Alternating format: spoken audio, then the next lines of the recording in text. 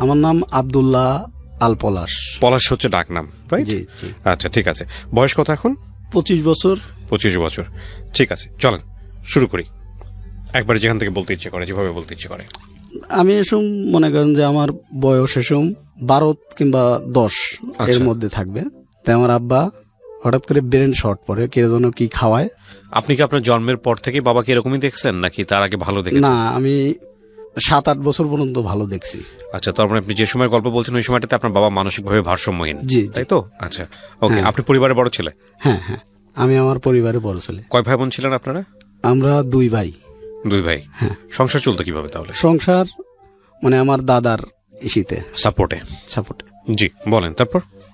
তারপর মনে করেন যে আমার দাদু আমার মাকে কাজ কাম করাইতো। তা আমার আব্বা তো মনে করেন যে নর্মাল। আমার দাদু এই কাজ কাম করাইতো। আমার এক কাকু ছিল, ঠিক আছে। আমার কাকুরা আগে বলি, আমার কাকুরা আবার মানে 4 ভাই, আমার আব্বা সহ 5টা। আচ্ছা। তো সবাই যার যার মতো। তা আমার ওই কাকুটাই আর কি মানে আমার দাদুর সাথে থাকতো। আচ্ছা। আব্বা আপনার আমার দাদুর সাথেই। তাই আমার ওই কাকু মনে করেন আমাদেরকে দেখতে পারতো না, একচাষে দেখতে পারতো না। সবাই একটু মানে কমজোরি, কিন্তু হ্যাঁ আমাকে সহ্যই করতো না। আচ্ছা। আমার 2টা ভাইকে সহ্যই করতো না সে, আমার মাকেও না, ঠিক আছে। আমার মাকেও মারধর করছে, আমরা দেখছি ছোটবেলায়। আমরা তো তখন আর কিছু করতে পারিনি, যে না চাচা হয়ে গায়ে হাত তুলতো মায়ের। হ্যাঁ। আচ্ছা, ওকে। চাচা হয়ে গায়ে হাত তুলতো, তাই আমরা দেখতাম, কিছু বলতে পারতাম না, কিছু করতে পারতাম না। ঠিক আছে। আমার দাদাকে বললে পারে, গ্রামের লোকে বললে পারে, আমার বয়স এসব 10-12 বছর, ঠিক আছে। তা আমরা তো ওর উপর যাইতেও পারি না, রাইট, ঠিক আছে। তাই আমার আম্মুর হাতের গায়ে হাত তুলতো আমার আম্মুর। তাই আমার আব্বা কিছু বলতো না, আমার আব্বা যে মানসিকভাবে ভারসাম্য বুঝতেও না বিষয়টা আর কি। না। হ্যাঁ, ওই খবরটা মনে করেন আমার নানির বাড়িতে যায়। আমার নানি সেম জীবিত ছিল। আচ্ছা। নানির বাড়িতে যাওয়ার পরে আমার নানি এসব আমার মাকে নিয়ে আসে, না আমি আর ওই বাড়িতে রাখবো না। আচ্ছা। যেহেতু সে মারামারি করে এগুলো গায়ে হাত তোলে, ঠিক আছে। তারপরেও আমার মাকে নিয়ে আসে, নিয়ে আসার পরে তে সঙ্গে আমাকেও নিয়ে আসে। তাই আমার দাদু আবার মানে আমার নানির বাড়িতে যায়। আচ্ছা। যাওয়ার পরে আমার দাদু আবার মানে আমার নানিকে বুঝায় শুনে আবার আমার বাড়িতে নিয়ে আসে। তে আমি এসব লেখাপড়া ক্লাস 4-এ পড়ি এরকমই। তো এখন মানে আমার কাকু আমি যদি নানি বাড়িতে যাওয়ার পরেও তো আমার কাকু এসব আর কিছু বলে না। আমার মাকেও নিয়ে আসে, বা আমি তো আমার মার হাতেই নিয়ে আসে, আমার দাদুর হাতে করে নিয়ে আসে। নিয়ে আসার পরে তো আমার দাদু ফিরের দিনকে আমার দাদু মানে আমার মাকে বলে, ওই কাজগুলো তুমি করো, মানে সংসারের কাজ।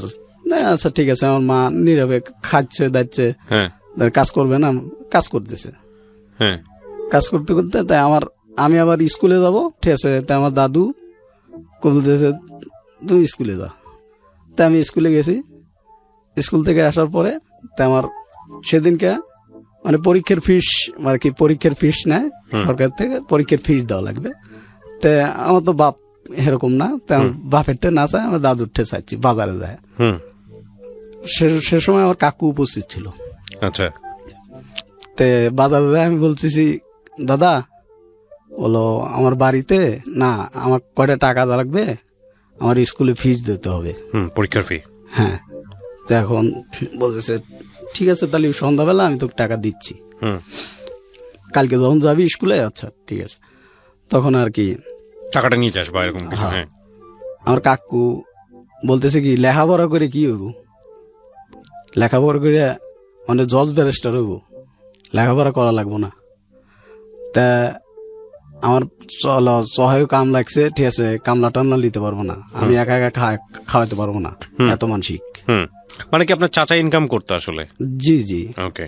আমার চাচাও এরকম ইনকাম না, মানে আমার দাদুরই ইনকাম, ঠিক আছে। আমার দাদুর বসির দোকান ছিল, কাকু থাকতো আর ওই আবাদ টাবাদ করতো, বুঝছেন। এই সেও এরকম ইনকাম না। তো কয় কি কয় আমি কামলা দিয়ে এত কিছু করাইতে পারবো না। কয় তাহলে ও ছোট মানুষও কি করবো, আমার দাদুর হাতে ঝগড়া বাজারের ভিতরে। তো বাজারের লোকজন জুটে গেল, তাই আমি বললাম দাদু ঠিক আছে, আমি কাজের না, আমি স্কুলের ফাঁকে ফাঁকে আমি চকে যাব, জমিতে যাব, সমস্যা নেই। তা আমার দাদু বললো আচ্ছা ঠিক আছে। একদিন মানে জমিতে যাওয়া একটু দেরি হয়েছে, সকালবেলা যাইতে হয় তো যাওয়া একটু দেরি হয়েছে। তাই আমি ভাত খাইতে বইছি। তা আমার ওই কাকু মানে ঘরে থেকে বাড়া এসে মনে করেন যে আমাকে প্লেট সহ, বুঝছেন, ভাত সহ প্লেট সহ আমাকে এক শট দিয়ে ফেলা দিল। প্লেটটা যা পড়লো মনে করেন যে আমার থেকে 2-3 হাত দূরে, আর আমি পড়লাম যা মনে করেন যে উল্টে পড়ে গেলাম ওইখানে। লাথি মারলো? হ্যাঁ, লাথি মারলো। তো আমি এরকম ওই দৃশ্য আমার মানে বাড়ির লোক সবাই দেখলো। দেখার পরে আমার নানি এসব বেঁচে ছিল, আমার নানি আসলো আবার যে আমার নাতিকে মারলো কিসের অপরাধে। স্বাভাবিক। হ্যাঁ, নানি এসে আমার মাকে আবার নিয়ে গেল। তাই আমি বললাম যে আমি আর কিছু বললাম না, তাই আমি আমার নানির সাথেই চলে গেলাম সাথে। তাই আমার নানি বললো কি এই স্কুল থেকে বাদ দিয়ে আমি মাদ্রাসায় ভর্তি করে দেবো আমার নাতিকে, ঠিক আছে। তে আমার নানি আমাকে নিয়ে মাদ্রাসায় ভর্তি করে দিল। আচ্ছা, ডাকিলা মাদ্রাসায়, যে ওইখানে বাংলা ইংরেজি সব হয়। তে আমি ওইখানে লেখাপড়া করতেছি। তে আবার মনে করেন যে আমাদের সময় হয়ে গেল, ঠিক আছে। তা আমার কাকু আর মানে ওই আমার মাক নিয়ে আসার জন্য আবার মানে করলো, তার বাপের কাছে বলছে হয়তো বা তার বাপ আইসে। তা আমার নানি বললো না আমি আর যাইতে দেবো না, এগুলো মারধর করলে আমি আর যাইতে দেবো না। আমার এক মেয়ে আমি পালতে পারবো, আমারও 4টে মেয়ে আছে, 4টে মেয়েই আল্লাহ বরতুলি পারে খারাপ জায়গা দিইনি, কিন্তু এইটাই একটু খারাপ জায়গা। তাও এটা খারাপ জায়গা না, এটাও ভালো জায়গা দিছিলাম, কিন্তু কর্মবশতে এটা কপাল খারাপ হয়ে গেছে এরকম। যাক, সমস্যা নাই, আমি এক মেয়ে আমি পালতে পারবো। তো আমার নানা আগের যুগের মনে করেন যে ব্যাংকে চাকরি করতো, ব্যাংকের সোনালী ব্যাংকের মানে ম্যানেজার ছিল। সে এককালীন টাকা পেত। তা আমার নানি আবার ভয় পাইতো না, ঠিক আছে।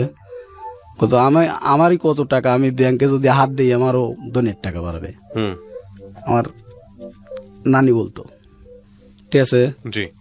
সরকারের থেকে আমাকে টাকা দিবে। তো এখন আমি মাদ্রাসায় থেকে আমার নানি খরচ চালাইতো। তো ইতিমধ্যে মনে করেন যে আমার দাদু গেল, আমার দাদু এই কথা বলে দিল। তো আমার নানি আর আসতে দিল না আমাদের। আচ্ছা, আসতে দিল না। পরে আমার দাদু বাড়ি থেকে ফিরে আসার পরে আমার দাদি গেল আর আমার কাকু গেল, যে কাকু আমার মারধর করতো সেই কাকু। যাওয়ার পরে তাই আমার মানে মাক যা বলতেছে, যা খবর হয়েছে, ঠিক আছে, এখনো কাজ কাম লাগিয়েছে, ঠিক আছে, তাই চলেন ভাবি যাই, আর করবো না। আমাকে বললো বাঁচতে কাকা চলো। আমি বললাম যে না, আমি আর আপনাদের সাথে যাব না, আমি আমার নানি বাড়িতে থাকবো। তাই আমার দাদি বললো যখন থাকতেছে ছোট মানুষ থাক, ঠিক আছে। আমার দাদি বলতেছে যে ছোট মানুষ থাক, ও যদি মন পড়ে ওই বেই আসবিনি। তাই আমার মা বললো যে না আমি যাব না। আমার ছোট ভাই তো এসব কোলে না মানে হাঁটে কোন রকম গুড় করে এরকম। আমার ছোট ভাই এসব 2-3 বছর কিংবা 4 বছর বয়স, আমার থেকে অনেক ছোট। দাদি বলতেছে যে ও থাক, কয়েকদিন পরে এবি আসবিনি, ঠিক আছে, মার কথা মনে পড়লে এবি আসবিনি। তাই আমি আমার ছোটবেলা থেকে আমার মা যা বলতো আমি ওটাই আর কি করতাম, যে আমার মা ছাড়া আমার গতি নাই, ঠিক আছে। যেহেতু আমার বাপটাও থাকেও নাই, তাই আমার মা ছাড়া আর গতি নাই। তাই আমার নানি আর কি আমাকে ভর্তি করে দিল। তাই আমার মানে আমি ওই মাদ্রাসায় পড়তাম, আসতাম মাদ্রাসায় থেকেই পড়তাম। তখন আল্লাহ আমার মা আবার ওই বাদ গেল, অনেক হাতে পায়ে জড়া ধরে ওই বাদ নিয়ে যাওয়ার পরে হ্যাঁ আমার দাদার বাড়ি। তাই আমার দাদার বাড়ি নিয়ে যাওয়ার পরে আমি মনে হয় যে মাসখানিক পরে আমি বলতেছি যে মাক দেখি না, যাই মার কাছে একটু যাই, দেখা করে আসি। দেখা করতে গেছি, তে আমি বাড়িতে গেছি। বাড়িতে যাওয়ার পরে তাই আমার কাকু বলতেছে কি যে যদি যায় ঠিক আছে তাহলে একবারে যাইতে হবে, ঠিক আছে। ও আইসে আর ওকে এখানেই আবার ওই স্কুলে ভর্তি করে দেবো, পড়লে পড়বো, ঠিক আছে, কাজ কাম করতে হবে। তারপরে আর কি আমাকে আর যাইতে দিব না। তাই আমি কই আমার মাদ্রাসায় যাইতেই হবে, ঠিক আছে। তো এক পর্যায়ে আমার কাকু মনে করেন যে আমার উপরে মারদার, তুই যদি যাস সব নিয়ে একবারে যা বাড়া। আচ্ছা। তো আমার দাদু আবার মানে ওরকমই কাজ কাম করি না দেখে, মানে মাদ্রাসায় থাকি দেখে, ঠিক আছে, আমার দাদু আমার দেখে পার না আগের মতো। তারপরে আর কি আমি বললাম আচ্ছা ঠিক আছে, তাহলে আমি কয়েকদিন পরে আমি মাদ্রাসাতে একবারে আসতেছি। আচ্ছা, একবারে চলে আসবো। হ্যাঁ, তাই মাদ্রাসাতে আসছি। আসার পরে এই স্কুলে ভর্তি হবো, আর আমাকে ভর্তি করে দিবি না, টাকা লাগবে দেখে স্কুলে ভর্তি করে দিবে না। ভর্তি করে দেবে না। তাই আমি অনেকবার চেষ্টা করলাম যে নিজে নিজে দেই ভর্তি হওয়া যায় নাকি। তাই আমার আম্মু ধারে ধারে যায়, মানে স্কুলের স্যার করে যায় রিকোয়েস্ট করে। তাই আমি বললাম যে ঠিক আছে, তাহলে আমি ক্লাস 3-তে ভর্তি হই। আবার 3-তে ভর্তি হইলাম। তারপরে আমার ছোট ভাই আবার একটু মানে জ্বর হইলো। তা আমার মামা ছিল আর পাবনা। তা আমার মামা আমার বললো কি যে এক ভাই এখানে থাক, আর আমি ওই ছোট ডাক নিয়ে, ঠিক আছে, পাবনা নিয়ে যাবো, হাফেজের লেখাপড়া করাবো। আচ্ছা, কোথাও ওদের কোনো খরচ লাগবে না। তার ছোট মামা বাড়িতে এসে, ঠিক আছে, মাইজেনটা ছোটটার আর কি বড়টা বাড়িতে এসে আমার ছোট ভাইকে নিয়ে গেল। তো এই সময় আমার ছোট ভাই মনে করেন যে 5-6 বছর বয়স এরকমই হবে, আমার বয়স 12-13। তারপরে আমি কাজকাম পরে বাড়িতেই কাজকাম করি টুকটাক, ঠিক আছে। ভর্তি যখন হইতে পারি না, তারপরে ভর্তি হইলাম।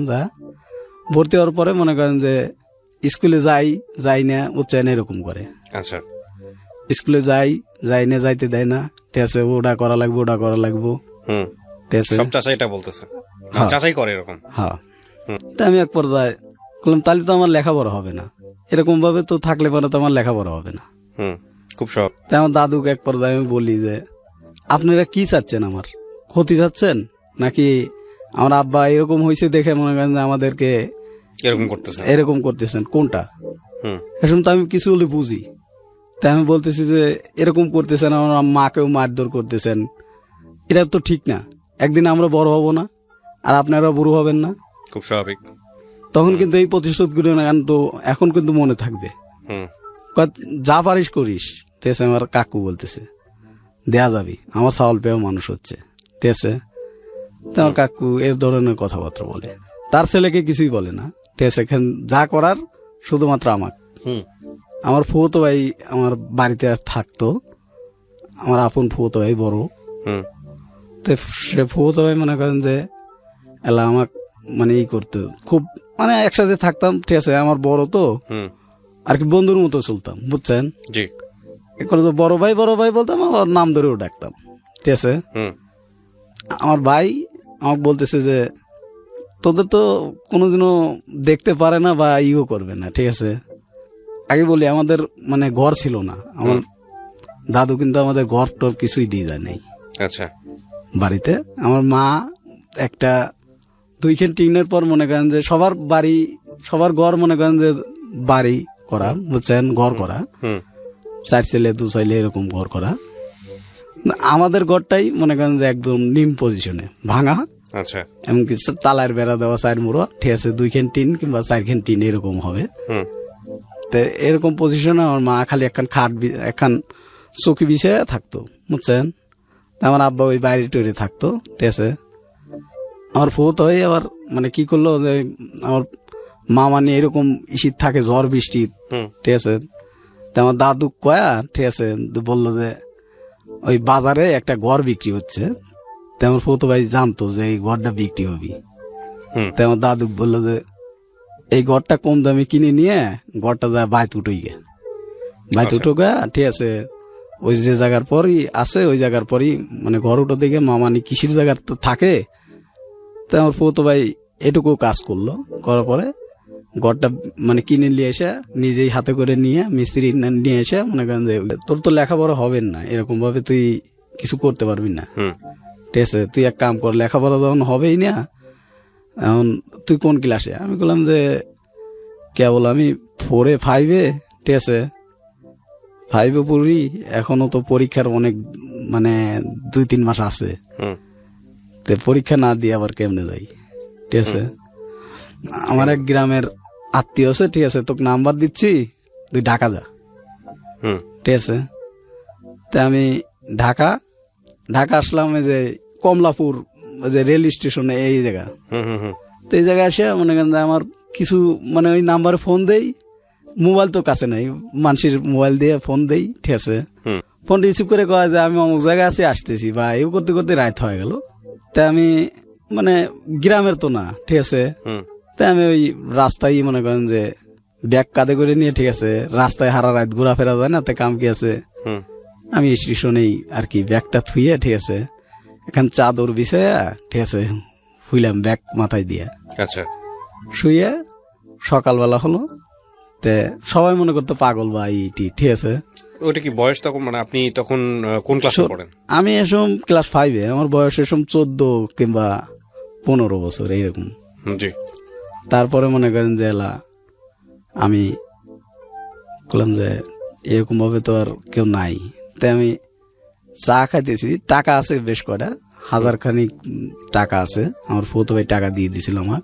হুম তাই আমার ফুতো ভাই বলতেছি ফোন দিয়ে, ভাই এই ঘটনা কেউ তো ও আসবেন না, আল্লাহ সিটার, তুই সাভার যা। ঠিক আছে, হুম তাই আমি ওইখান থেকে আবার সাভার আসলাম। সাভার আর একটা নাম্বার দিল, তো ওই নাম্বারে যোগাযোগ করলাম, তো ওইখানে সাভারে আসলাম, হুম সাভার হেমাদপুরে আসলাম। আসার পরে তা আমি ওইখানে 1 মাসের মতো ওর মানে ওই ক্লিনিক বা ওরই আত্মীয় স্বজনের ভিতরে আমি থাকলাম। হুম তা আমার প্রথমে বললো কি যে ও যদি মানে যতদিন থাকবে, ঠিক আছে, যত যা খরচ হয় সব আমি দেবো। ওকে ঠিক আছে, আমার প্রথমে বললো। তো ও আর আমাকে কিছু করতো না, খালি আমি চাকরি খুঁজতাম। করতে করতে এক পর্যায়ে আমার ডেকোতে। বয়স কত তখন আপনার? আমার বয়স 15। 15। ওকে। হ্যাঁ। লেখাপড়া কোন ক্লাস পর্যন্ত হয়েছে? ক্লাস 5। তারপর পড়তে পারেন নাই? না। হুম, তারপরে আর কি আমি ঢাকাতে মানে হ্যাঁ সেটাই বলতেছিলেন। হ্যাঁ আপনি তারপর কি হলো? ফুফাতো ভাই বলে দিল এটা। ফুফাতো ভাই বলার পরে তা আমি আসলাম যে যাই হোক তাহলে আমি যাই দেখি, চাকরির খোঁজ করি। সকালবেলা চাকরির খোঁজ করতেছি, তে হলো না, সারা দিন ঘুরলাম, হলো না চাকরি। করতে করতে 7-8 দিন চলে গেল। 7-8 দিন চলে গেল, তো ওরা থাকতাম, বড় নেই খাইতাম, বুঝছেন। তে 7-8 দিন গেল, তে আমি একদিন চা খাইতেছি, তে একজনের সাথে পরিচয় হইলাম। তো বলতেছে অমুক জায়গায় লোক লিব, ঠিক আছে, আমিও ঢুকবো, ঠিক আছে, আমিও তো চাকরি চাকরি দিয়ে বসে, ঠিক আছে, তাহলে তোমাকে আমি ডাক দিয়ে হাতে করে নিয়ে যাবো না। ওকে। তে ওনার হাতে আমি সকালবেলা মানে ভোরে নাস্তা না খাই এগুলাম যে যাই আগে চাকরির খোঁজে যাই, এরকম ভাবে বসে থাকা যায় না, আমার সংসার আছে, ঠিক আছে। তেও করে তে আমি গেলাম, আমার এক ফ্যাক্টরিতে চাকরি হলো, গার্মেন্টস চাকরি ঢুকলেন আপনি? গার্মেন্টস এর মতোই আর কি। আচ্ছা, তে কি কাজ ছিল আপনার? স্ক্রিন প্রিন্টের কাজ। ওই তো গার্মেন্টস আর কি। হ্যাঁ, তারপর তো ওইখানে মনে করেন যে কাজ মানে 1 দিন 2 দিন কাজ করার পরে তা আমাকে বললো যে ঠিক আছে তাহলে থাক, বুঝবে কাজ কাম। তা আমার বেতন ধরলো 5,000 টাকা। শুন তো বেতন কম ছিল, 5,000 টাকা মনে করেন যে ওই বেতনেই চাকরি করতাম। মানে এখানে 2,000 টাকা 3,000 টাকা খরচ করে, ঠিক আছে, আর বাড়িতে সব টাকা বাড়ায় দিতাম আমার মার দ্বারে। আচ্ছা, এইখানে মনে করেন যে 2-3 মাস যা খাইছি 1 মাসের মতো, ঠিক আছে, এদেরও বিল হয়ে গেল মনে করেন যে 2-3 হাজার টাকা। আমার ফুতো ভাই বললো যে টাকাটা দিয়ে দিস, ঠিক আছে। তো বললাম আচ্ছা ঠিক আছে, তা আমি পরের মাসে বেতন তুলে এই টাকাটা দিয়ে দেবো না। ওকে। তো এর মধ্যে আমার মা বাড়িতে থাকতো, আমি মাঝে মধ্যে টাকা পাঠাতাম, আমার দাদু আবার ওই টাকা দিয়ে হয় না, দে আমার দাদু কয় কি কয় যাচ্ছে, আমার কাকু আবার কয় কি কয় যে ছেলে আসিল, ছেলে মানে খেদায়া দিল, ঠিক আছে, এখন ওই খাইবে দিবি কিনা, ঠিক আছে, এদের কাজ কাম নাই, এরা মানে ভিক্ষে করে খাই গিয়ে মাকে ঘাড় ধরে বাইর করে দেবো। তাই আমার ফুফাতো ভাই বললো কি পলাশ যে তুই একটু বাড়িতে আয়। তাই আমি বাড়িতে গেলাম, বাড়িতে যাওয়ার পরে তাই আমি শুনতেছি যে আমাদের ঘাড় ধরে বাইর করে দেবো, হ্যান ত্যান। গ্রামের লোক মানে বাধা দিল যে একটা এতিমই ওরা, আর বাবা তখনও অসুস্থ মানসিকভাবে। হ্যাঁ, এতিমি, এদেরকে ঘাড় ধরে বের করে দেওয়া যা, ঠিক আছে, একটা গ্রামের মান সম্মান আছে, ঠিক আছে? এরা মানে কি করবে, এরা ছোট মানুষ, এরা কি করবে, কোথায় যাবে? তো কয় জানো বললে হ্যাঁ না দেখে বিক্রি করে খাই গে, ঠিক আছে? আমার কাকু আর এই ধরনের কথাবার্তা বলতো। তা আমি এক পর্যায়ে, ঠিক আছে, এসম তো আমি বড়ই 15 বছর যেহেতু বুঝি, তাই আমি বললাম আমার আব্বার সবাই সম্পত্তি যা পাবো, আমার বাড়ি পাবো না, ওগুলো আমি এখন নেব। কয় তোর দাদা মরে গেলে এসে নিয়ে যাস, তারপরে আমাদের থাকতে দেবে না। আচ্ছা। তাই আমার দাদু কয় কি কয় না রয়েছে থাক, আর ওদেরকে বাইটি দেবো, ঠিক আছে? তাই আমাদেরকে বেটি দিল। বেটি দেওয়ার পরে কিছু দিল না, তাই আমার মা বললো যে টানতে পারবি? তো বললাম যে দেখি, আল্লাহ পাক তো একদিন না একদিন হবেই, টানতে পারবোই ইনশাল্লাহ, আল্লাহ ভরসা। তাই আমি উপর যাই ঢাকা চলে আসলাম। তা আমার ফুতো ভাই মাঝে মধ্যে এবার হেল্প করতাম, আমার ফুতো ভাইয়ের নাম্বারে আমি টাকা পাঠাতাম। তা আমার ফুতো ভাই চাল ডাল যা কিনে দেওয়ার আমার ফুতো ভাই কিনে দিত। আমার ছোট ভাই তো পাব নাই, চাল ডাল যা কিনে দেওয়ার আমার ফুতো ভাই কিনে দিত। কিনে দেওয়ার পর আমার মা এরকম, আমি 1 মাসে দিতাম, আর 1 মাসে দিতে পারতাম না, এরকম করতে করতে মানে ফ্যাক্টরিতে একটা গ্যালজাম লেগে গেল। গ্যালজাম লাগার পরে আমার বেতন বাড়াইনের বা সরকারি থেকে বেতন বাড়াইলো 8,300 টাকা করা হলো। তাই আমি ওই সঙ্গে মনে করেন যে ওই ফ্যাক্টরিতেই বললাম যে তাহলে তো আমার বেতনও বাড়বি, বৃদ্ধি বেতন পাবো আমি। এবার করে মনে করেন যে এরকম পর্যায়ে আর কি বেতন বাড়লো। বেতন বাড়ার পরে তাই আমি ওই আমার মার কথা অনুযায়ী, ঠিক আছে, একটা মেয়ের সাথে আমার আর কি সম্পর্ক ছিল। আচ্ছা। সম্পর্ক ছিল, তো ওই মেয়ের সম্পর্ক ছিল। তো আমার মা বলতেছে যে হচ্ছে দেখাও। দেখালাম, তো ওই মেয়ে বলতেছে না আমি এসব গ্রামে বিয়ে বসবো না, ঠিক আছে? আচ্ছা, একই জায়গায় কাজ করতেন? হ্যাঁ। তো আর একটা মেয়ে, ও মেয়েটাও মনে করেন যে গরিবই, আমাদের বাড়ির কাছের বা আমাদের 1 থানা পরে, বুঝছেন, তাদের বাড়ি। তো ওই মেয়েটা চাকরির খোঁজে আসছে। তো আমি আমার সাথে আবার ওই আমার যে ম্যানেজার ছিল, ম্যানেজারের বাড়ি ওই মানে আমাদের ওই ডিস্ট্রিক্টেই, বুঝছেন। তো ম্যানেজার দেশি করতো। তো আমি ওই মেয়েটাকে বললাম যে ঠিক আছে, তাই আমার ম্যানেজারে বললে ঠিক আছে আমি চাকরি আপনি করেই বললাম এরকম, দেখি আমি ম্যানেজারে বলে আপনি একটা চাকরি ব্যবস্থা করে দেবো না যান। তে কয় ভাই আমার উপকার হবে আপনি দিলে, ঠিক আছে? বললাম আচ্ছা ঠিক আছে যান। তে চাকরি দিলাম, মানে ম্যানেজারে বলে ঠিক আছে। বললাম আমার গ্রামের লোক, ঠিক আছে, আমার পাশের থানার বাড়ি, ঠিক আছে, তা আমরা মানে একই জেলারই লোক, ঠিক আছে, তাহলে আমি তো মানে এদেরকে যদি চাকরি দেন তাহলে আমার একটা বাড়বে বা গ্রামের লোক, ঠিক আছে। তাই করতে করতে ওই মেয়ের সাথে আমার সম্পর্ক হলো। তো আমার মা আমার মানে আমার মাকে আমি বললাম যে মা এই ঘটনা, ঠিক আছে, মেয়েটা তো আমার সাথে বিয়ে বসতে চাচ্ছে, ঠিক আছে। তখন মা বললো ঠিক আছে তুমি নিয়ে আসো একদিন। আচ্ছা। তে আমার মা দেখে পছন্দ করলো যে না ঠিক আছে চলবে, ঠিক আছে। দেখার পরে তো আমার ফুফুতো ভাই দেখে মেখে, ঠিক আছে, বললো যে ঠিক আছে তাহলে আমরা দেখাই। আমার চাচা, যে চাচা আমাদের মারধর করতে, সে চাচাও দেখলো। দেখার পরে বলতেছে ঠিক আছে তাহলে। এ সময় আমার বয়স 20 কিংবা 20 বছরই এরকমই, বুঝছেন।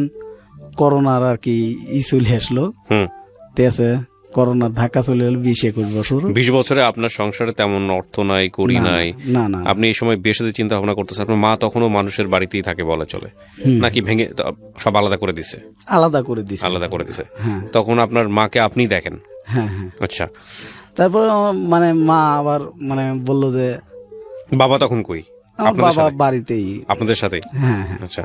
আমার দাদুর ওখানে থাকতো বা ইসির ওখানে থাকতো, বুঝছেন, আমাদের ওইখানে থাকতো। আপনার ছোট ভাই বোন গুলো? আমার ছোট ভাই তো পাবনা। না, তখন কি করতেছে? কোনো কাজের মধ্যে আছে না পড়াশোনা? না, পড়াশোনার ভিতরে। পড়াশোনা। তারপর আপনি কি বিয়ে করলেন 20 বছর বয়সে? 20 বছর বয়সে আমি আর কি বিয়ে করলেন। হ্যাঁ, বিয়ে করলাম। তো বিয়ে দিল আপনার সঙ্গে, মানে মেয়ের পরিবার দেখলো? মেয়ের পরিবার তো নাই, মেয়ের পরিবার মানে ওরকম টাইপের না। আচ্ছা ঠিক আছে। তারপর তো মেয়ের পরিবার বলতে কি একটা মা ছিল, ঠিক আছে, এই তাছাড়া আর কিছু আচ্ছা, বিয়ে দিল আপনার সাথে, হ্যাঁ আলহামদুলিল্লাহ। তারপর বিয়ের পরে তা আমি আমার মা ওই সিদ্ধান্ত করে, ঠিক আছে, বিয়ে করালো মানে আমি বিয়ে করলাম। বিয়ে করার পরে মেয়েটা আমার সাথে 1 বছর আর কি ভালো।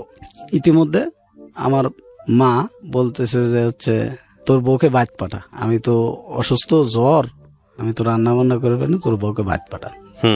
তা আমার বউ বললো যে ঠিক আছে, তাহলে আমার তো অসুস্থ, বাইত যাই আমি। ওকে।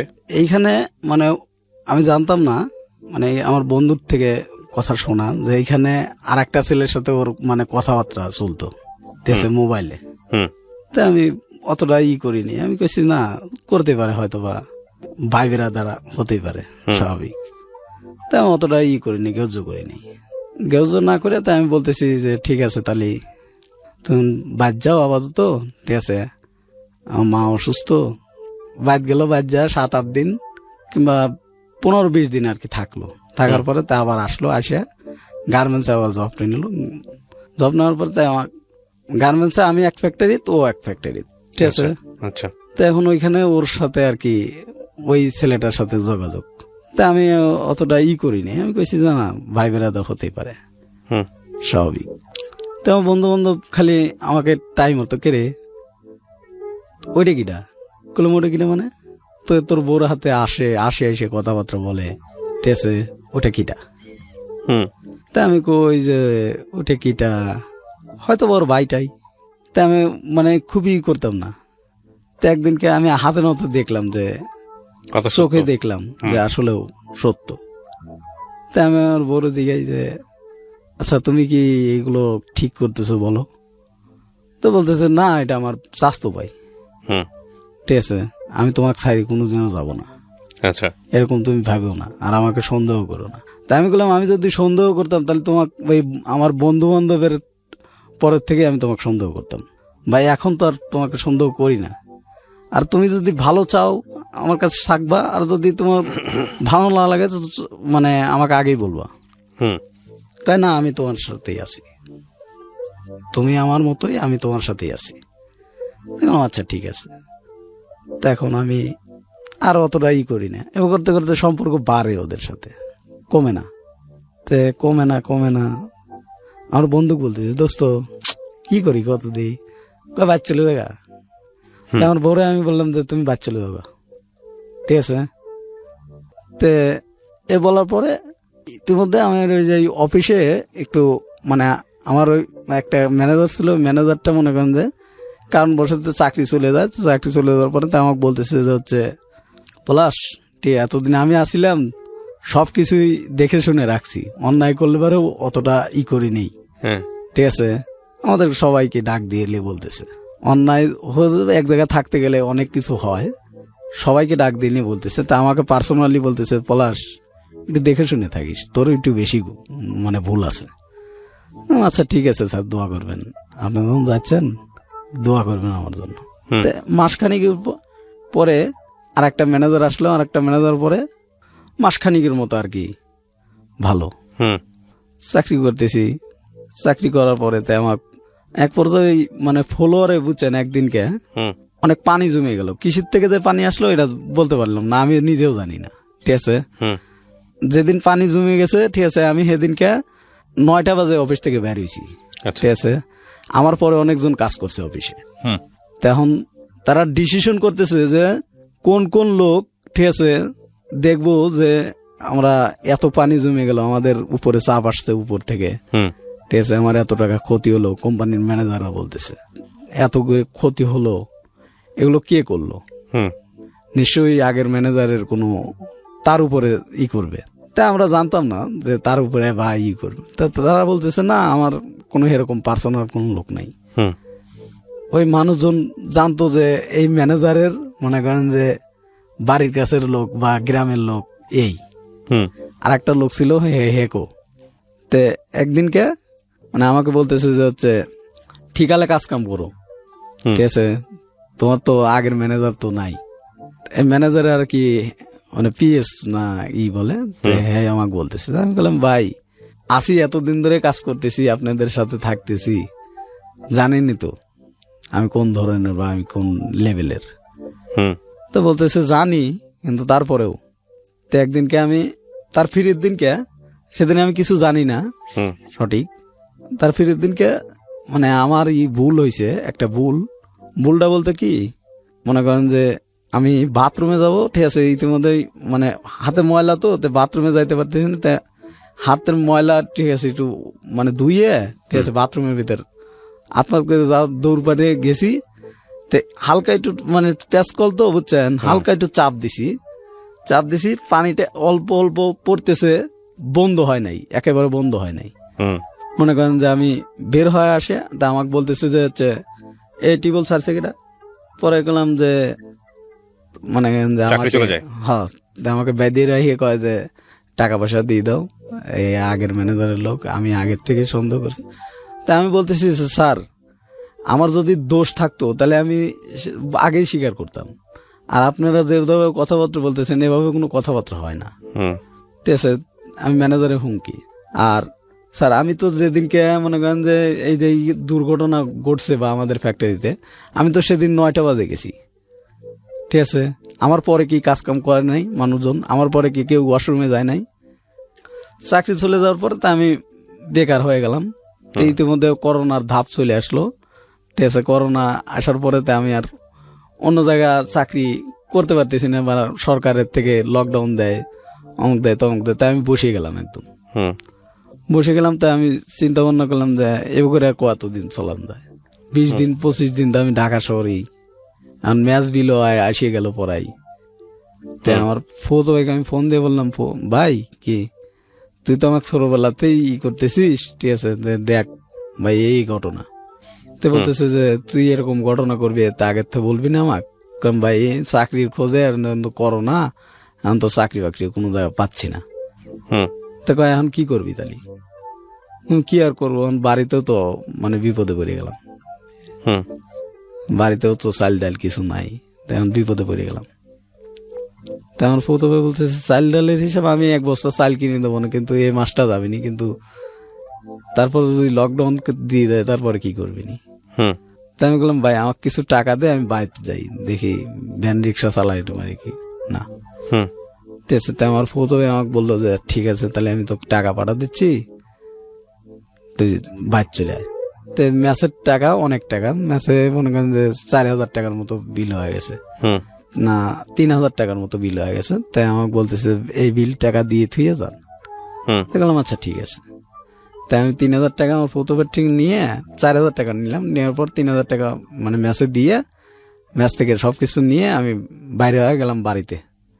করোনার ধাপ এদিক, ঠিক আছে, আর এদিক মনে করেন লকডাউন, বাড়িতে যাইতেও পারি না, ভাঙিয়ে বাড়িতে গেলাম লকডাউনের ভিতরে। হুম তো কেমরে করোনার মনে করেন যে লকডাউন বাড়ে, কমে না, আরে আল্লাহ আমিও হলাম, ঠিক আছে, দেশেও হাল বললো। তো এরকম ভাবে আমি করতেছি, তা আমি এরকম ভাবে অনেক কথা বলতেছি। তো বলার পরে আমার ফুতো ভাই 1 বছর চাল কিনে দিল, চাল কিনে দেওয়ার পরে তা আমার ফুতো ভাই চাল আর 1 কেজি ডাল, ঠিক আছে, কিনে মিনে দিয়ে, ঠিক আছে, চাল ডাল কিনে দিল। কিনে দেওয়ার পরে তা আমি 1 মাস তো গেল, তাই আমি ফিরের মাসে আমি বললাম যে ঠিক আছে তাহলে আমি ভ্যান রিক্সা ধরি, আর কি করবো, যেরকম করোনার ভাব দেখতেছি। তা আমার এক মানে গ্রাম প্রতিবেশী, ওনার আবার ভ্যান রিক্সা ভাড়া দিত, ঠিক আছে। তাই আমি রিক্সা চালাইলাম কিছুদিন, ভ্যান চালাইলাম মনে করেন যে কিছু টাকা দিয়ে ওই মানে সংসার আর কি ধরে রয়েছি এ পর্যন্ত। এ করে মনে করেন যে ভ্যান রিক্সা চালানোর পরে আমার বউ আবার বলতেছে কি যে হলো আমার টাকা লাগবে, আমার বউর আবার চাহিদা বেশি, ঠিক আছে। আমার বউ কিন্তু বাড়িতে আসছে আমি বাড়িতে আসার পরে, তো চাহিদা বেশি, চাহিদা বলতে কি মানে প্রতি মাসে শাড়ি লাগবে, তার লাগবে, তার যে জিনিস সে দাবি করবে এই জিনিস দিতেই হবে যেভাবে হোক। তা আমি বললাম যে আমি একটু ইসির মধ্যে পড়ছি, ঠিক আছে, আমি তোমাক সবই দেই না এমন কোনো কথা আছে, তুমি তো দেখতেছো আমার সাথে 6 মাস ধরে 1 বছর ধরে রইছো, দেখতেইছো তো, ঠিক আছে, আমি এখন কোন পজিশনে আছি। এখন আমি ইসিত পড়ছি আর তুমি আমার সাথে এরকম করতেছো, কয় না আমার লাগবে, আমি বুঝি না। ঠিক আছে দেখি আমি, তো 1 মাস শাড়ি কিনে দিলাম, তার ফিরের মাসে আবার বলতেছে আমার অমুকটা লাগবে, এই অমুকটা লাগবে। তাই আমি বললাম যে এরকম ভাবে চাহিদা করলে তো আমার সংসার চলার নিয়ে টাপ ব্যাপার হয়ে যাবে, ঠিক আছে, একটু কম করো, ঠিক আছে। মানুষ কিন্তু তা দেখেন, মানুষ দেখে হলো সংসারে অভাব আছে নাকি। আপনি তুমি শাড়ি নিয়ে ঘুরবা আর তোমার পেটে ভাত নাই, আমি এইভাবে বললাম আমার বউরে বুঝাচ্ছি। আমার বউ বুঝে না, মানে আমার উপরে খেই করে ওঠে, ঠিক আছে। ওই যে ওই ছেলেটার সাথে সম্পর্ক আমি জানতাম না যে আপনি আপনার ওয়াইফের সঙ্গে আছেন এখনো নাকি ডিভোর্স হয়ে গেছে? না, তারপরে মানে আমার হাতে রাগারি করে বাড়িতে চলে গেল। বাড়ি যাওয়ার পরে আর আসে না। তা আমি এক পর্যায়ে বললাম যে যাই দিয়ে আমার বউটা নিয়ে আসি, আমার বউরে নিয়ে আসি। নিয়ে আসে দেখলাম তো আমার মনে করেন যে তার স্বাস্থ্য বাইরে কয় কি কয় ভাত কাপড় দিতে পারিস না, বিয়ে করছোস কে, হ্যান তেন নানান কথাবার্তা বলতেছে। বললাম যে ভাত কাপড় দিতে পারি কি না পারি, ঠিক আছে, এটা আপনার বোন জানে, ঠিক আছে। আজ 1 বছর ধরে আমার হাতে রয়েছে, 1 বছর কোনো সমস্যা হলো না। এখন আমি একটু করোনার ধাপে নিয়ে আমি বাড়িতে আসছি, চাকরি বাকরি নাই হারায়া, এখন তাও আমি কোনো রকম ভ্যান রিক্সা চালাইলা মনে করেন যে আমার সংসারটা এরকম চালাচ্ছি, আর আপনারা আমার সাথে এরকম ব্যবহার করতেছেন। তো কয় কি কয় যে হচ্ছে যা আমার বোনকে আমি যাইতে দেবো না, ঠিক আছে। তাই আমি পর্যায়ে বাড়িতে চলে এলাম, তাই না। পরে আমার বউরে বলতেছে তুমি কি আর আসবেই না, কয় আমার মা যদি যাইতে দেয় দাও যাবো, বুঝছেন। তাই আমি বলতেছি যে তোমার মা তো আমার সাথে থাকবে না, তুমি থাকবে আমার সাথে। তোমার মা হলো আসবে বেড়াতে, ঠিক আছে, আর তুমি বলতেছো যে না আমার মা যাইতে দিবে। আপনি কি তাকে ডিভোর্স দিয়েছেন? না, ডিভোর্স দেন নাই? না, আমি এখনো ডিভোর্স দেইনি, আমি এখনো ডিভোর্স ডিভোর্স দেন নাই, তার বিরুদ্ধে আপনি এই ধরনের কথাবার্তা কেন বলতেছেন পাবলিক প্লেসে এসে?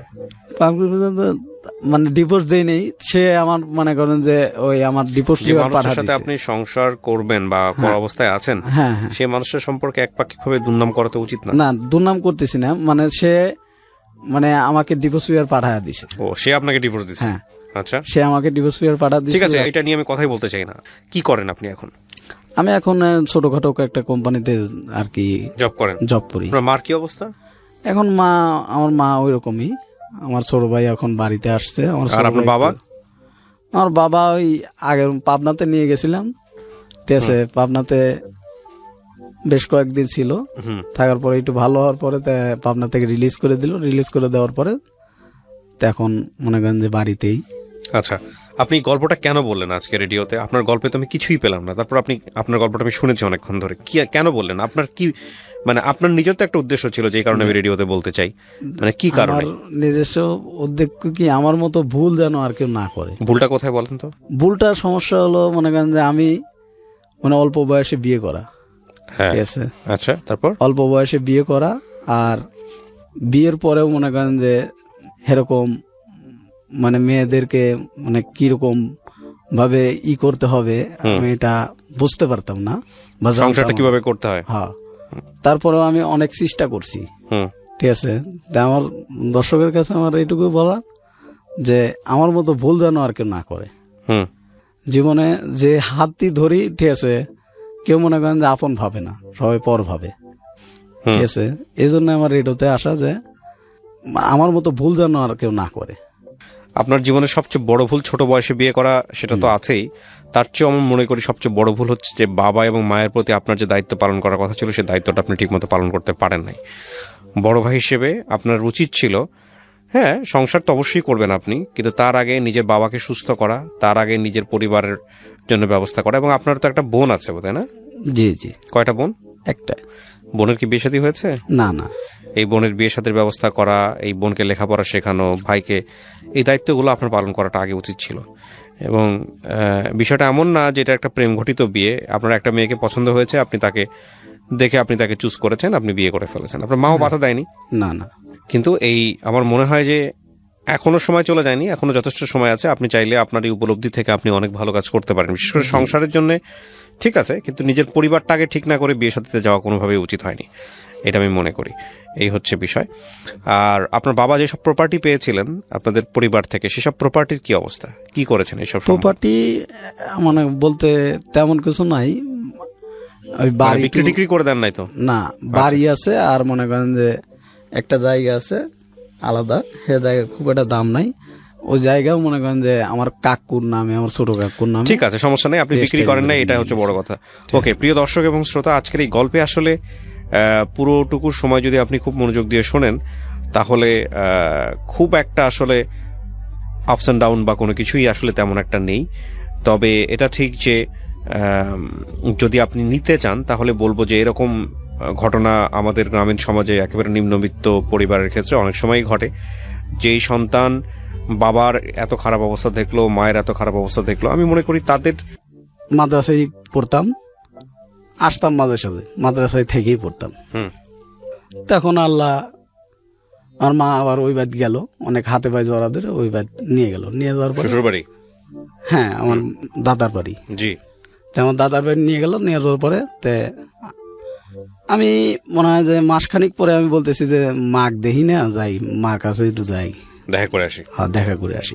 দেখা করতে গেছি, আমি বাড়িতে গেছি। বাড়িতে যাওয়ার পরে আমার কাকু বলতেছে কি যে যদি যায় ঠিক আছে তাহলে একবারে যাইতে হবে, ঠিক আছে। ও আইসে আর ওকে এখানেই আবার ওই স্কুলে ভর্তি করে দেবো, পড়লে পড়বো, ঠিক আছে, কাজ কাম করতে হবে। তারপরে আর কি আমাকে আর যাইতে দিব না।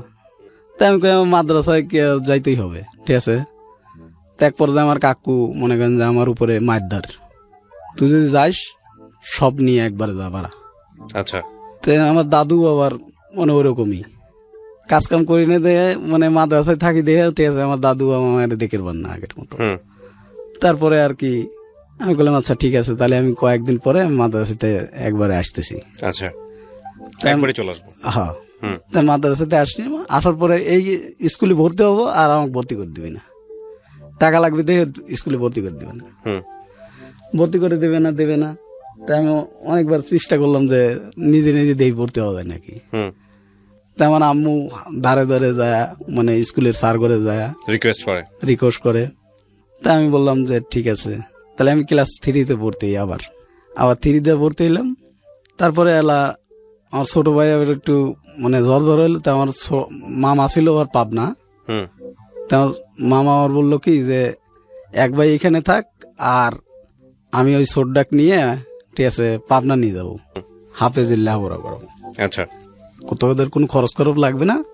তার ছোট মামা বাড়িতে এসে, ঠিক আছে, মাইজেনটা ছোটটার আর কি বড়টা, বাড়িতে এসে আমার ছোট ভাইকে নিয়ে গেল।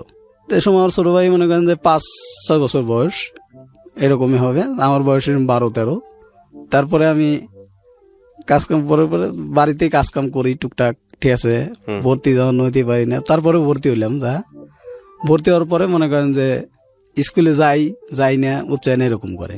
আচ্ছা, স্কুলে যাই না, যাইতে দেয় না, ঠিক আছে, ওটা করা লাগবো, ঠিক আছে, সব চাচাইটা বলতেছে, চাচাই করে এরকম। হ্যাঁ, তা আমি এক পর্যায়ে বললাম তাহলে তো আমার লেখাপড়া হবে না, এরকম ভাবে তো থাকলে পরে তো আমার লেখাপড়া হবে না।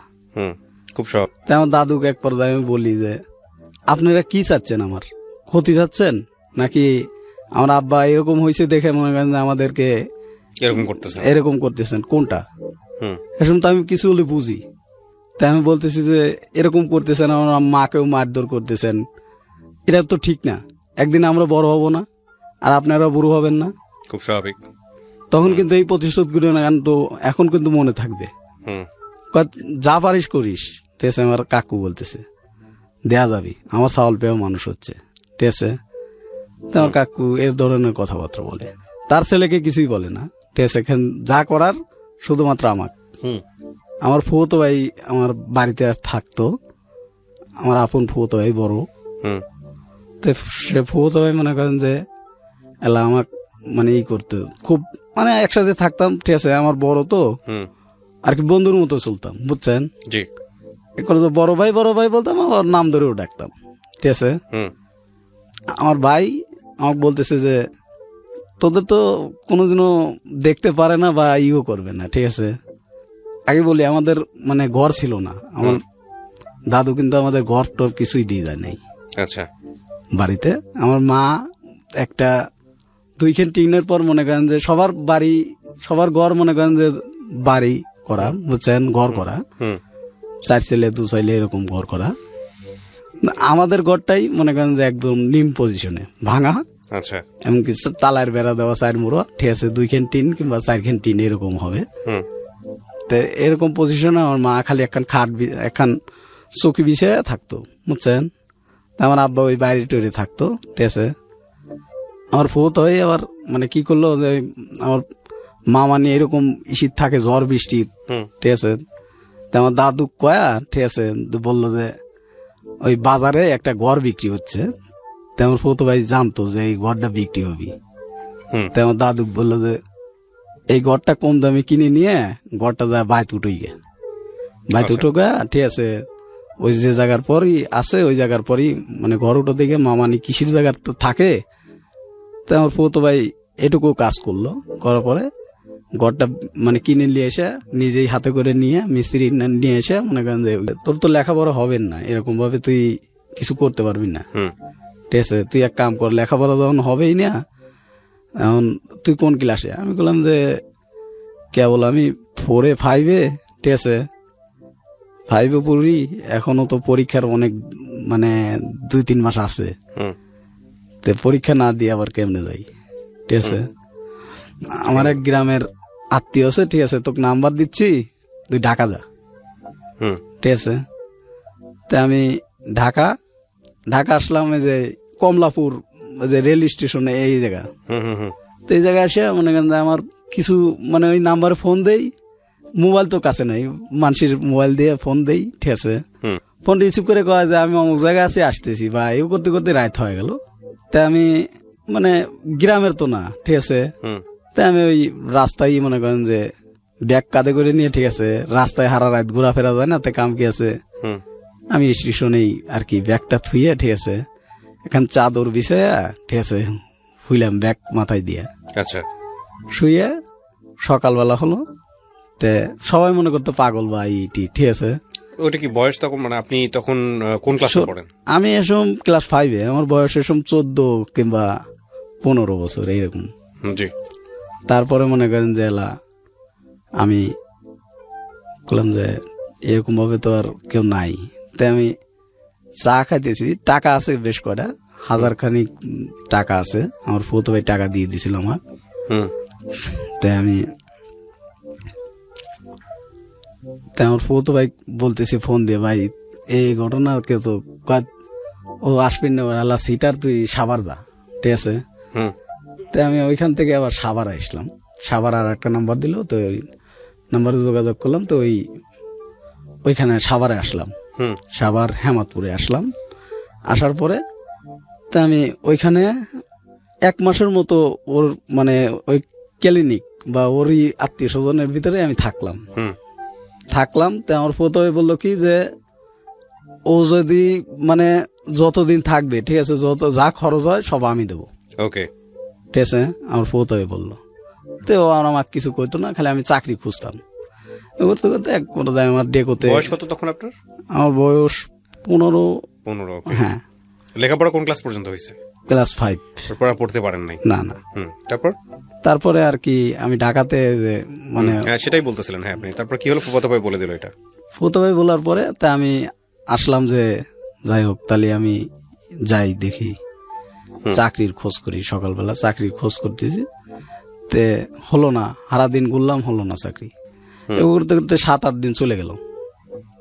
7-8 দিন চলে গেল, তো ওরা থাকতাম, বড় নেই খাইতাম, বুঝছেন।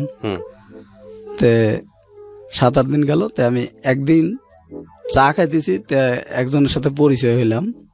তো বলতেছে অমুক জায়গায় লোক লিব, ঠিক আছে, আমিও ঢুকবো, ঠিক আছে, আমিও তো চাকরি চাকরি দিয়ে বসে, ঠিক আছে, তাহলে তোমাকে আমি ডাক দিয়ে হাতে করে নিয়ে যাবো না। তো ওনার হাতে আমি সকালবেলা মানে ভোরে নাস্তা না খাই এগুলাম যে যাই আগে চাকরির খোঁজে যাই, এরকম ভাবে বসে থাকা যায় না, আমার সংসার আছে, ঠিক আছে। তেও করে তে আমি গেলাম, আমার এক ফ্যাক্টরিতে চাকরি হলো, গার্মেন্টস এর মতোই আর কি। কি কাজ ছিল আপনার? স্ক্রিন প্রিন্টের কাজ, ওই তো গার্মেন্টস আর কি। হ্যাঁ, তারপর তো ওইখানে মনে করেন যে কাজ মানে 1 দিন 2 দিন কাজ করার পরে তা আমাকে বললো যে ঠিক আছে, তাহলে থাক, বুঝবে কাজ কাম। তা আমার বেতন ধরলো 5,000 টাকা। হুম শুন তো বেতন কম ছিল, 5,000 টাকা মনে করেন যে ওই বেতনেই চাকরি করতাম। হুম মানে এখানে 2,000 টাকা 3,000 টাকা খরচ করে, ঠিক আছে, আর বাড়িতে সব টাকা পাঠিয়ে দিতাম আমার মার দ্বারে। আচ্ছা এইখানে মনে করেন যে 2-3 মাস যা খাইছি 1 মাসের মতো, ঠিক আছে, এদেরও বিল হয়ে গেল মনে করেন যে 2-3 হাজার টাকা। তো আমার ফুতো ভাই বললো যে টাকাটা দিয়ে দিস, হুম ঠিক আছে। তো বললাম আচ্ছা ঠিক আছে, তো আমি পরের মাসে বেতন তুলে এই টাকাটা দিয়ে দেবো না। ওকে। তো এর মধ্যে আমার মা বাড়িতে থাকতো, আমি মাঝে মধ্যে টাকা পাঠাতাম, আমার দাদু আবার ওই টাকা দিয়ে হয় না দে, আমার দাদু কয় কি কয় যাচ্ছে, আমার কাকু আবার কয় কি কয় যে ছেলে আসিল, ছেলে মানে খেদায়া দিল, ঠিক আছে, হুম এখন ওই খাইবে দিবি কিনা, ঠিক আছে, এদের কাজ কাম নাই, এরা মানে বিক্রি করে খাই গিয়ে মাকে ঘাড় ধরে বাইর করে দেবো। তাই আমার ফুতো ভাই বললো কি পলাশ যে তুই একটু বাড়িতে আয়। তাই আমি বাড়িতে গেলাম।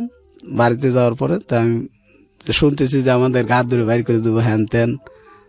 গ্রামের লোক মানে বাধা দিল যে একটা এতিমি ওরা, আর বাবা তখনও অসুস্থ মানসিকভাবে। হ্যাঁ এতিমি, এদেরকে ঘাড় ধরে বাইর করে দেওয়া যা, ঠিক আছে, একটা গ্রামের মান সম্মান আছে, ঠিক আছে, এরা মানে কি করবে, এরা ছোট মানুষ, এরা কি করবে, কোথায় যাবে।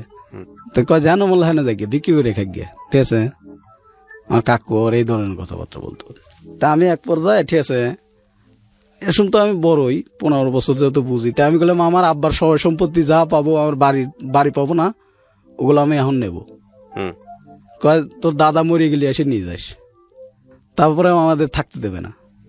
আচ্ছা। তাই আমার দাদু কয় কি কয় না রয়েছে থাক, আর ওদেরকে ব্যাটি দেবো, ঠিক আছে। তাই আমাদেরকে ব্যাটি দিল।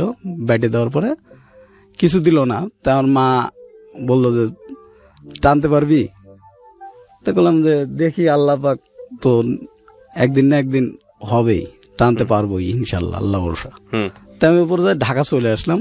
তা আমার ফুতো ভাই মাঝে মধ্যে এবার হেল্প করতাম, আমার ফুতো ভাইয়ের নাম্বারে আমি টাকা পাঠাতাম।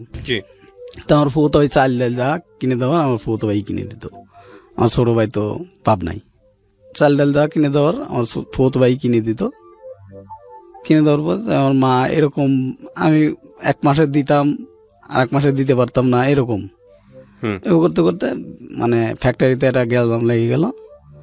গ্যালজাম লাগার পরে আমার বেতন বাড়াইনের বা সরকারি থেকে বেতন বাড়াইলো 8,300 টাকা করা হলো। তাই আমি ওই সঙ্গে মনে করেন যে ওই ফ্যাক্টরিতেই বললাম যে তাহলে তো আমার বেতনও বাড়বি, বৃদ্ধি বেতন পাবো আমি।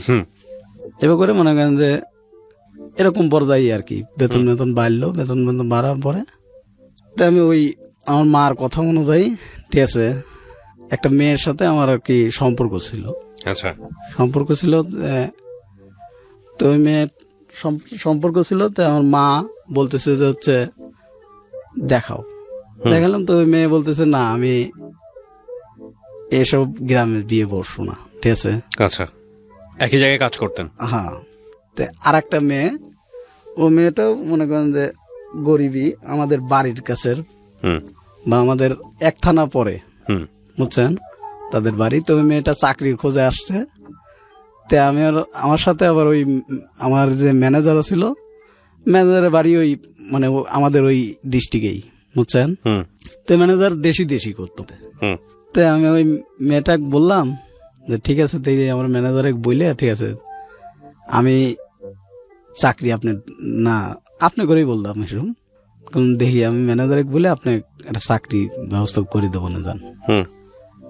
তো কয় ভাই আমার উপকার হবে আপনি দিলে, ঠিক আছে। বললাম আচ্ছা ঠিক আছে যান। তো চাকরি দিলাম, মানে ম্যানেজারে বলে, ঠিক আছে। বললাম আমার গ্রামের লোক, ঠিক আছে, আমার পাশের থানার বাড়ি, ঠিক আছে, তা আমরা মানে একই জেলারই লোক, ঠিক আছে। তাহলে আমি তো মানে এদেরকে যদি চাকরি দেন তাহলে আমার একটা বাড়বে বা গ্রামের লোক, ঠিক আছে। তো করতে করতে ওই মেয়ের সাথে আমার সম্পর্ক হলো। তো আমার মা আমার মাকে আমি বললাম যে মা এই ঘটনা, ঠিক আছে, মেয়েটা তো আমার সাথে বিয়ে বসতে চাচ্ছে, ঠিক আছে। তখন মা বললো ঠিক আছে তুমি নিয়ে আসো একদিন। আচ্ছা। তো আমার মা দেখে পছন্দ করলো যে না ঠিক আছে চলবে, ঠিক আছে। দেখার পরে তো আমার ফুফুতো ভাই দেখে মেখে ঠিক আছে বললো যে ঠিক আছে তাহলে আমরা দেখাই। আমার চাচা, যে চাচা আমাদের মারধর করতে, সে চাচাও দেখলো, দেখার পরে বলতেছে ঠিক আছে তাহলে। এ সময় আমার বয়স 20 কিংবা 20 বছরই এরকমই, বুঝছেন। করোনার আর কি চলে আসলো, ঠিক আছে। করোনার ধাক্কা চলে এলো 20-21 বছর। 20 বছরে আপনার সংসারে তেমন অর্থ নাই, করি নাই, না না, আপনি এই সময় বিয়ে সাথে চিন্তা ভাবনা করতেছেন। আপনার মা তখনও মানুষের বাড়িতেই থাকে বলা চলে, নাকি ভেঙে সব আলাদা করে দিছে? আলাদা করে দিছে, আলাদা করে দিছে। হ্যাঁ। তখন আপনার মাকে আপনি দেখেন? হ্যাঁ হ্যাঁ। আচ্ছা, তারপরে মানে মা আবার মানে বললো যে বাবা তখন কই? আমার বাবা বাড়িতেই, আপনাদের সাথে? হ্যাঁ হ্যাঁ। আচ্ছা, আমার দাদুর ওখানে থাকতো বা ইসির ওখানে থাকতো, বুঝছেন, আমাদের ওইখানে থাকতো। আপনার ছোট ভাই বোন গুলো? আমার ছোট ভাই তো পাবনা। না, তখন কি করতেছে? কোনো কাজের মধ্যে আছে না পড়াশোনা? না, পড়াশোনার ভিতরে। পড়াশোনা। তারপর আপনি কি বিয়ে করলেন 20 বছর বয়সে?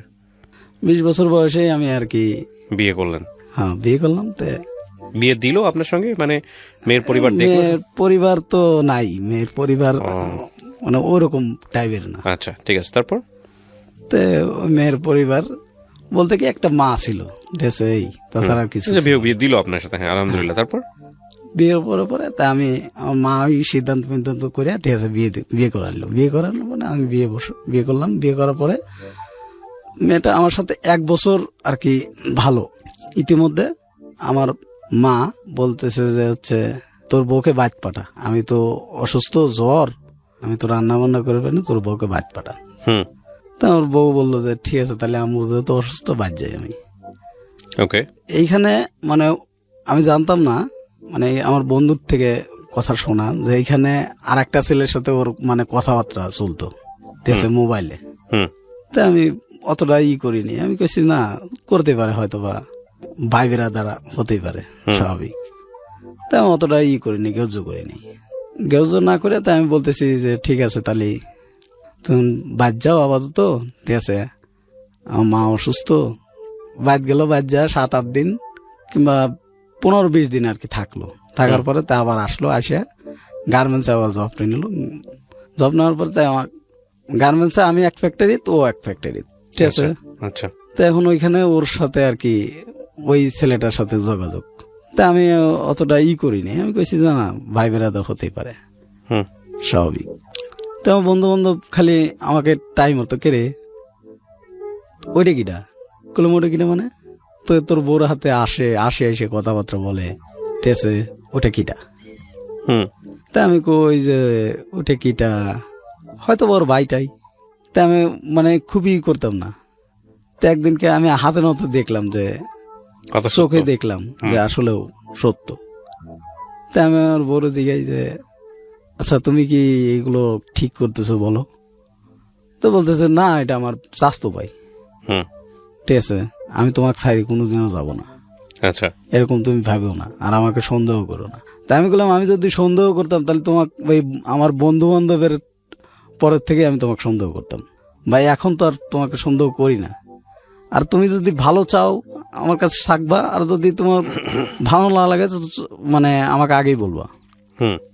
তাই না, আমি তোমার সাথেই আছি, তুমি আমার মতোই, আমি তোমার সাথেই আছি। আচ্ছা ঠিক আছে। তো এখন আমি আর অতটা করি না, এবং করতে করতে সম্পর্ক বাড়ে ওদের সাথে, কমে না। তে কমে না আমার বন্ধু বলতেছে দোস্ত কি করি কত দিই, কয় বাদ চলে দেখা। আমার বউরে আমি বললাম যে তুমি বাদ চলে যাবা, ঠিক আছে।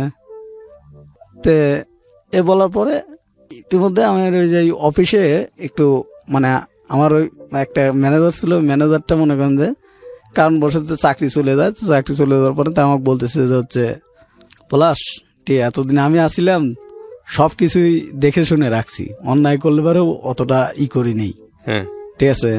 আমাদের সবাইকে ডাক দিয়ে বলতেছে অন্যায় এক জায়গায় থাকতে গেলে অনেক কিছু হয়, সবাইকে ডাক দিয়ে বলতেছে। তা আমাকে পার্সোনালি বলতেছে পলাশ একটু দেখে শুনে থাকিস, তোর একটু বেশি মানে ভুল আছে। আচ্ছা ঠিক আছে স্যার, দোয়া করবেন, আপনি যখন যাচ্ছেন দোয়া করবেন আমার জন্য।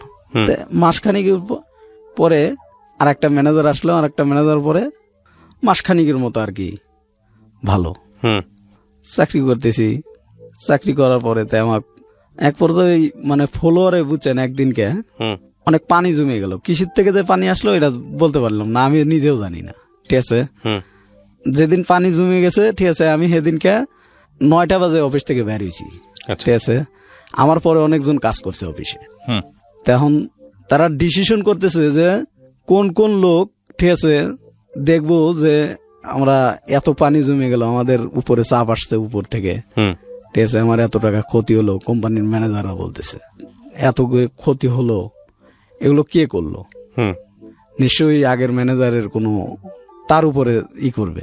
তা আমরা জানতাম না যে তার উপরে বা ই করবে। তা তারা বলতেছে না, আমার কোনো এরকম পার্সোনাল কোনো লোক নাই। হুম ওই মানুষজন জানতো যে এই ম্যানেজারের মনে করেন যে বাড়ির কাছের লোক বা গ্রামের লোক এই। হুম আর একটা লোক ছিল হেকো। তে একদিনকে মানে আমাকে বলতেছে যে হচ্ছে ঠিকালে কাজ কাম করো, হুম। ঠিক আছে, তোমার তো আগের ম্যানেজার তো নাই। এই ম্যানেজার আর কি মানে পিএস না ই বলে, হ্যাঁ আমাকে বলতেছে। আমি বললাম ভাই আসি, এতদিন ধরে কাজ করতেছি, আপনাদের সাথে থাকতেছি, জানেনই তো আমি কোন ধরনের বা আমি কোন লেভেলের।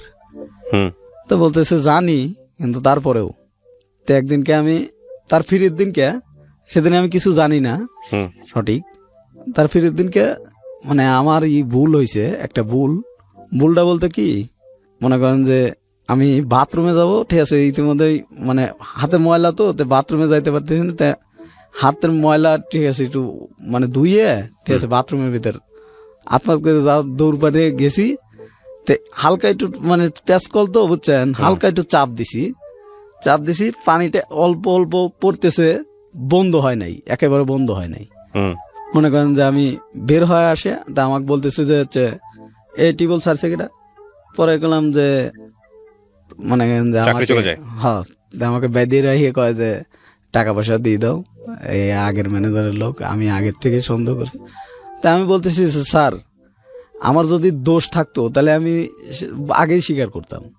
আর আপনারা যেভাবে কথাবার্তা বলতেছেন এভাবে কোনো কথাবার্তা হয় না। হুম ঠিক আছে, আমি ম্যানেজারের হুমকি। আর স্যার আমি তো যেদিনকে মনে করেন যে এই যে দুর্ঘটনা ঘটছে বা আমাদের ফ্যাক্টরিতে, আমি তো সেদিন 9টা বাজে গেছি। ঠিক আছে, আমার পরে কি কাজ কাম করে নাই মানুষজন, আমার পরে কি কেউ ওয়াশরুমে যায় নাই? চাকরি চলে যাওয়ার পরে তা আমি বেকার হয়ে গেলাম। তো ইতিমধ্যে করোনার ধাপ চলে আসলো।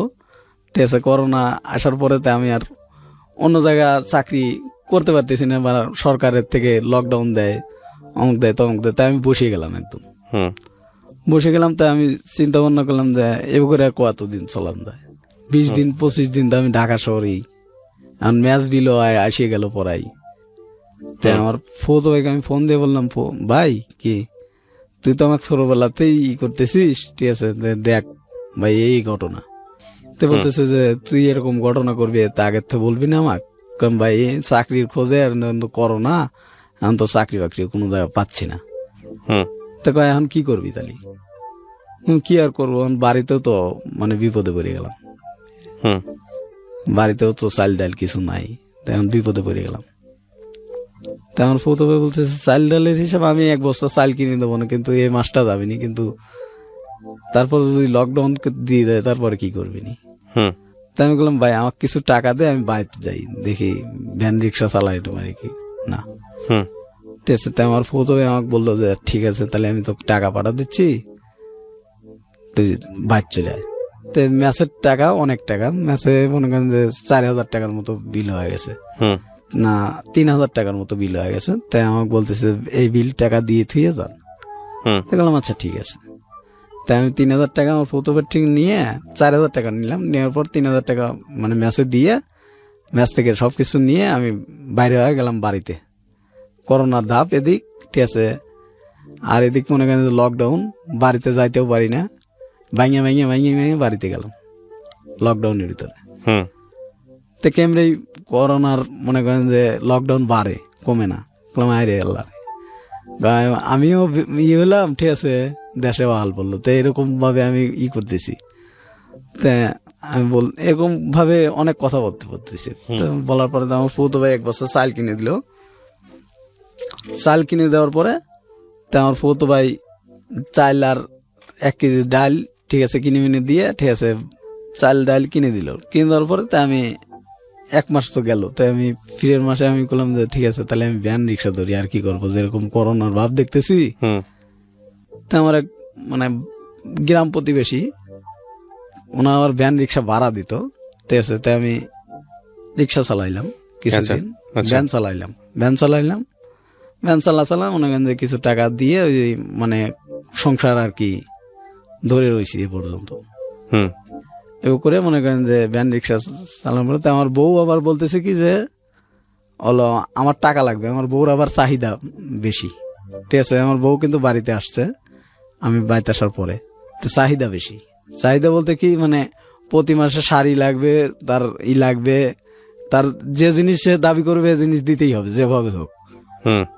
তাই আমি বললাম যে আমি একটু ইসির মধ্যে পড়ছি, ঠিক আছে, আমি তোমাক সবই দেই না এমন কোনো কথা আছে, তুমি তো দেখতেছো আমার সাথে 6 মাস ধরে 1 বছর ধরে রইছো, দেখতেইছো তো, ঠিক আছে, আমি এখন কোন পজিশনে আছি। এখন আমি ইসিত পড়ছি আর তুমি আমার সাথে এরকম করতেছো। কয় না আমার লাগবে, আমি বুঝি না।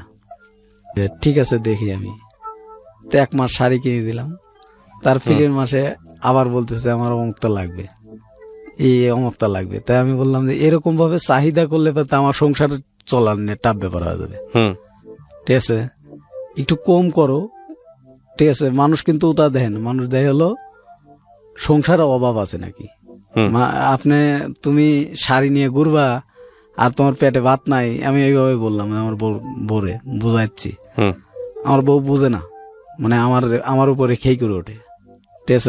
ওই ছেলেটার সাথে সম্পর্ক আমি জানতাম না যে আপনি আপনার ওয়াইফের সঙ্গে আছেন এখনো নাকি ডিভোর্স হয়ে গেছে? না, তারপরে মানে আমার হাতে রাগারি করে বাড়িতে চলে গেল। বাড়ি যাওয়ার পরে আর আসে না। তা আমি এক পর্যায়ে বললাম যে যাই দিয়ে আমার বউটা নিয়ে আসি, আমার বউরে নিয়ে আসি। নিয়ে আসে দেখলাম তা আমার মনে করেন যে তার স্বাস্থ্য বাইরে কয় ভাত কাপড় দিতে পারিস না, বিয়ে করছোস কে, হ্যান তেন নানান কথাবার্তা বলতেছে। বললাম যে ভাত কাপড় দিতে পারি কি না পারি, ঠিক আছে, এটা আপনার বোন জানে, ঠিক আছে। আজ 1 বছর ধরে আমার হাতে রয়েছে, 1 বছর কোনো সমস্যা হলো না। এখন আমি একটু করোনার ধাপে নিয়ে আমি বাড়িতে আসছি, চাকরি বাকরি নাই হারায়া, এখন তাও আমি কোনো রকম ভ্যান রিক্সা চালাইলাম, মনে করেন যে আমার সংসারটা এরকম চালাচ্ছি, আর আপনারা আমার সাথে এরকম ব্যবহার করতেছেন। তো কি কয় যে হচ্ছে যা আমার বোনকে আমি যাইতে দেবো না, ঠিক আছে। তা আমি পর্যায়ে বাড়িতে চলে এলাম, তাই না। পরে আমার বউরে বলতেছে তুমি কি আর আসবেই না? কয় আমার মা যদি যাইতে দেয় যাবো, বুঝছেন। তা আমি বলতেছি যে তোমার মা তো আমার সাথে থাকবে না, তুমি থাকবে আমার সাথে। তোমার মা হলো আসবে বেড়াতে, ঠিক আছে, আর তুমি বলতেছো যে না আমার মা যাইতে দিবে।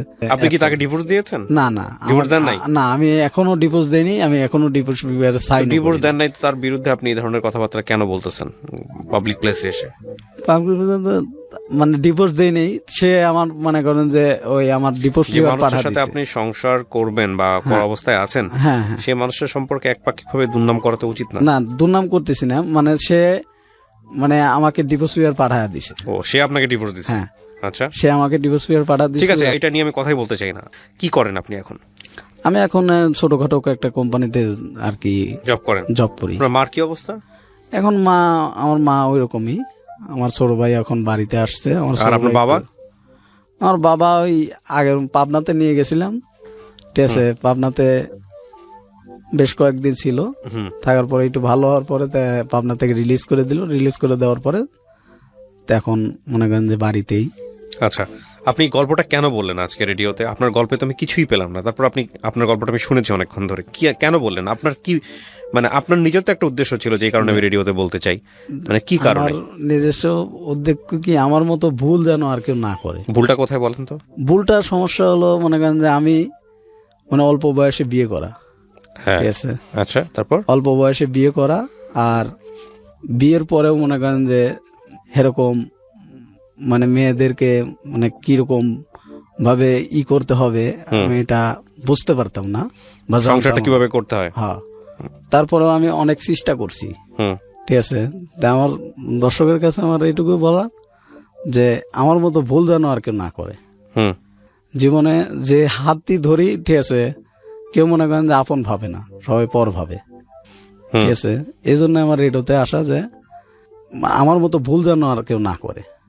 আপনার জীবনের সবচেয়ে বড় ভুল ছোট বয়সে বিয়ে করা, সেটা তো আছেই। তার চেয়েও আমি মনে করি সবচেয়ে বড় ভুল হচ্ছে যে বাবা এবং মায়ের প্রতি আপনার যে দায়িত্ব পালন করার কথা ছিল, সেই দায়িত্বটা আপনি ঠিকমতো পালন করতে পারেন নাই।